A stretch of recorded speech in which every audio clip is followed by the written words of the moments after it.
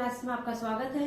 आज का ये हमारा वीडियो जेनेटिक्स का वीडियो रहने वाला है। जेनेटिक्स की वीडियो की सीरीज में ये हमारा थर्ड वीडियो है और आज हम बात करेंगे मेंडल की, जिन्हें हम किसके नाम से जानते हैं? फादर ऑफ जेनेटिक्स के नाम से जानते हैं। ठीक है, तो आज हम देखेंगे कि जेनेटिक्स में मेंडल का क्या कॉन्ट्रीब्यूशन है और उनके सामने क्या क्या परेशानियां हुई जब उन्होंने सारे एक्सपेरिमेंट किए। ठीक है, तो देखिए जैसे कि हम सब जानते हैं जो फादर ऑफ जेनेटिक्स हमारे मेंडल हैं, इनका पूरा नाम क्या है? Gregor John Mendel. वैसे इनका नाम जो था वो जॉन मेंडल था। ठीक है, तो इनका जो जन्म हुआ था वो हुआ था 22 जुलाई को 1882 में ऑस्ट्रिया में इनका जन्म हुआ था। ठीक है, इनके जो पिताजी थे एंटोन मेंडल, ये एक फार्मर थे। इनके खुद के थोड़े बहुत खेत थे। तो जो मेंडल का जो बचपन था वो बहुत ही गरीबी में बीता, बहुत डिफिकल्ट थी उनकी बचपन की लाइफ और बहुत ज्यादा सैड लाइफ एक तरीके से उन्होंने जी है बचपन में। लेकिन फिर उन्होंने अपनी ग्रेजुएशन कंप्लीट की। 1840 में उन्होंने ग्रेजुएशन कंप्लीट की और 1843 में उन्होंने क्या किया?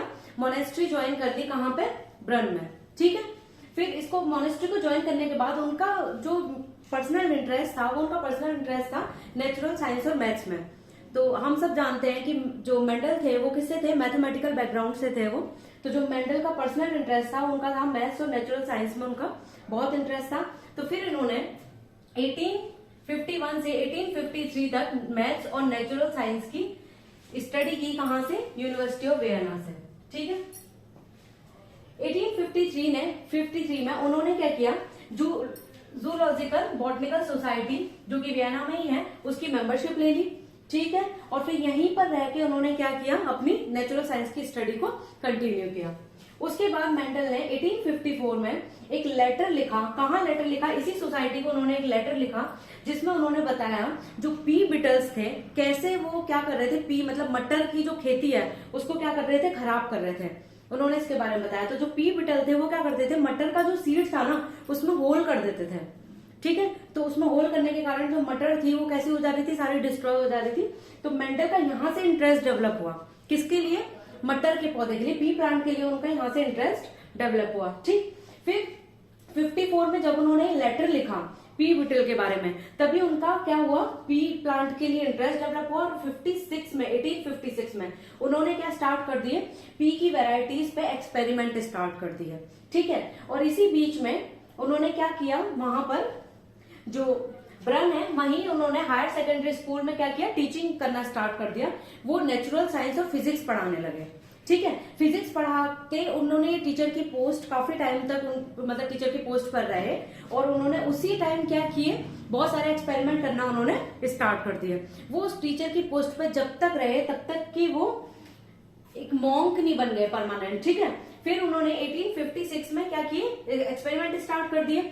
1865 में मेंडल ने एक लेक्चर दिया। इस लेक्चर में उन्होंने क्या किया? पी के ऊपर अपने एक्सपेरिमेंट्स के बारे में बताया। ठीक है, और 1866 में उन्होंने एक पेपर पब्लिश किया जिसका नाम था एक्सपेरिमेंट्स ऑन प्लांट हाइब्रिडाइजेशन। इस पेपर के 4 वॉल्यूम थे और उन्होंने इसमें अपने जेनेटिक प्रिंसिपल्स को दिया।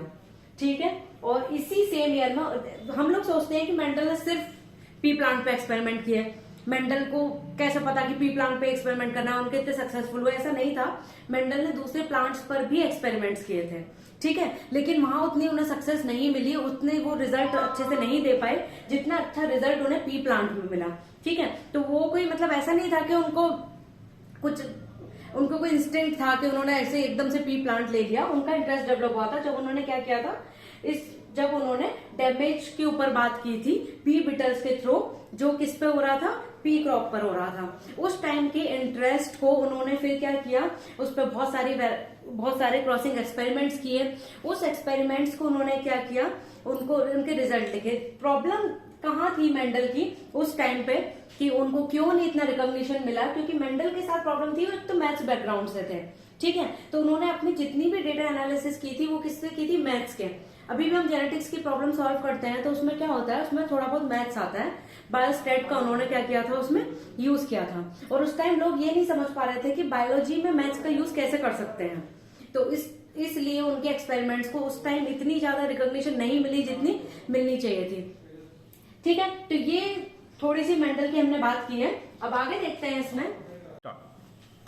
मेंडल ने जितने भी हाइब्रिडाइजेशन के एक्सपेरिमेंट्स किए थे उन्होंने नागेली और कर्नर्स को पढ़ा था। ये दो हाइब्रिडाइजर्स थे जिनको उन्होंने मेंडल ने क्या किया था, फॉलो किया था। लेकिन जब मेंडल ने अपने एक्सपेरिमेंट्स दिए तब जो नागेली और कर्नर थे इन्होंने क्या किया, मेंडल के एक्सपेरिमेंट्स को पढ़ा भी नहीं, उनके जो पेपर था उसको रिव्यू नहीं किया।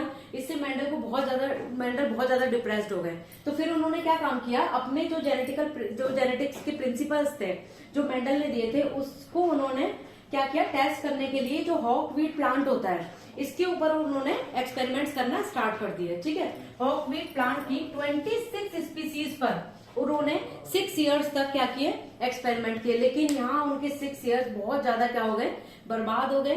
क्योंकि ये जो प्लांट था ये कैसा था, एपोमिक्टिक प्लांट था। इसमें बिना फर्टिलाइजेशन के ही क्या होता था, रिप्रोडक्शन होता था। तो इससे उनका 6 साल बर्बाद हुए और वो बहुत ज्यादा क्या हो गए, डिप्रेस्ड हो गए। डिप्रेशन के कारण उनका जो लीवर था, किडनी और हार्ट जो था वो क्या हो गया, किडनी हार्ट फेलियर से वो लास्ट में उनकी डेथ हो गई। और उनकी जो डेथ हुई वो हुई 6 जनवरी 1884 में। तो मेंडल के काम जो जितनी उन्होंने मेहनत की थी उतना उनको रिकॉग्निशन नहीं मिल पाया, क्योंकि उस टाइम साइंटिस्ट ने उनके काम को ज्यादा अप्रिसिएट नहीं किया। उस टाइम जो डार्विन की नेचुरल सिलेक्शन थ्योरी थी उसके ऊपर साइंटिस्ट का बहुत ज्यादा ध्यान था।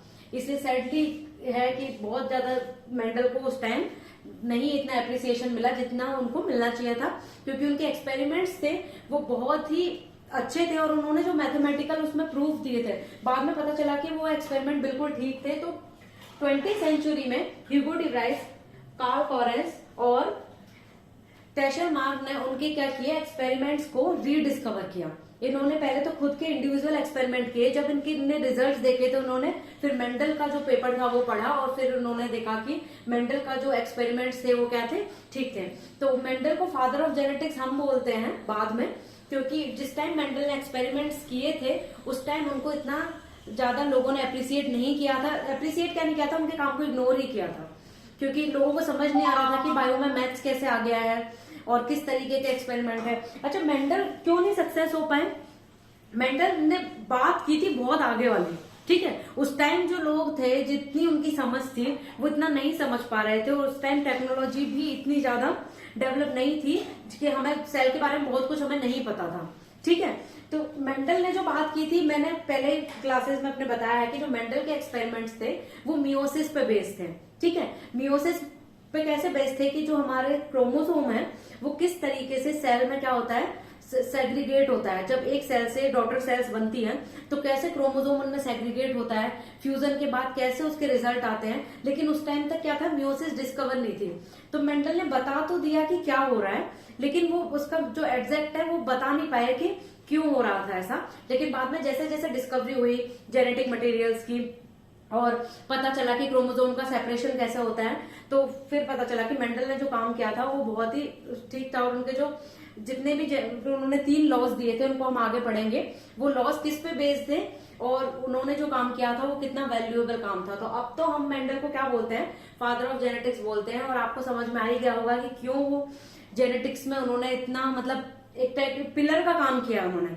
अभी जब हम उनके 3 एक्सपेरिमेंट्स पढ़ेंगे तो हमें समझ में आ जाएगा कि सबसे पहले उन्होंने बताया है कि कैरेक्टर्स कैसे पेरेंट्स से ऑफस्प्रिंग में जाते हैं। उन्होंने एक इंटरेस्ट डेवलप किया कि कैसे पेरेंट्स से ऑफस्प्रिंग्स में क्या जा रहे हैं, कैरेक्टर्स जा रहे हैं, क्या है, जिसको वो बोलते थे फैक्टर्स, ठीक है, जिसको अब हम लोग जीन्स के नाम से जानते हैं। तो उन्होंने बताया कि कुछ फैक्टर्स हैं जो पेरेंट्स से किस में जाते हैं, ऑफस्प्रिंग्स में जाते हैं, और वो डिसाइड करते हैं कि बच्चे का कैरेक्टर जो क्या होगा वो कैसा होगा। तो उन्होंने तो पी प्लांट पे किए थे, तो उन्होंने पी प्लांट की बात करी थी, लेकिन उसको अब हम ह्यूमंस पे, एनिमल्स पे, सब पे समझ सकते हैं कि कैसे जीन्स जो हैं वो डिसाइड करते हैं कि क्या बॉडी में कैसे कैरेक्टर्स होंगे। कलर को, किसी भी मतलब किसी भी चीज को, किसी भी कैरेक्टर को डिसाइड करने के लिए जो रिस्पॉन्सिबल होता है वो क्या होते हैं, जीन्स।